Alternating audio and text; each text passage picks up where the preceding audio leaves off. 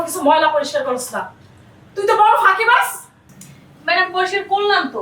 এই মুখে মুখে তর্ক করবি না। কি মুছছস? ফাঁকিবাজ কোথাকার, পুরো ঘরটার একবার ময়লার স্তূপ বানায় ফেলছে। করলেও বলেন পরিষ্কার করি নাই, ভালো করে মুছলেও দোষ। যা যা এখান থেকে, তুই আমার চোখে থেকে দূর হ। তুই পাকঘরে যা যা আছে পরিষ্কার কর। তোর আমার সহ্য হইতাছে না, তুই চোখে যা এখান থেকে। তুই আবার দাঁড়ায় আসছস, ভাগ।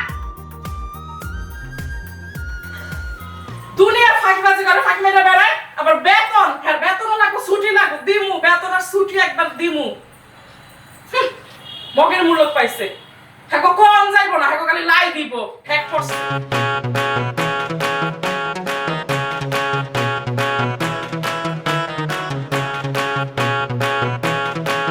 তুই এগুলো কি বানাই রাখছস এই পাকঘরে?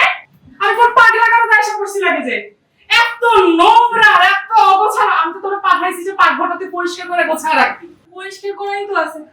মুখে মুখে আমার তর্ক করস, ফাঁকিবাজ কোথায়? তোর তো আমার বলতেছে ফাইয়া ফেলতে একবার। তোর কর্মকাণ্ড দেখলে তো আমার রক্ত গরম হয়ে যায়। কোন দিন আমি তোর জন্য স্টক করে মরবো, সব দোষ তোর হবে। ম্যাডাম আমি তো সবকিছু সুন্দর করে গুছিয়ে রাখি। কি রে, তোর নখ দেখি তো। তুই থাকবি কাজের মেয়ে, কাজের মেয়ে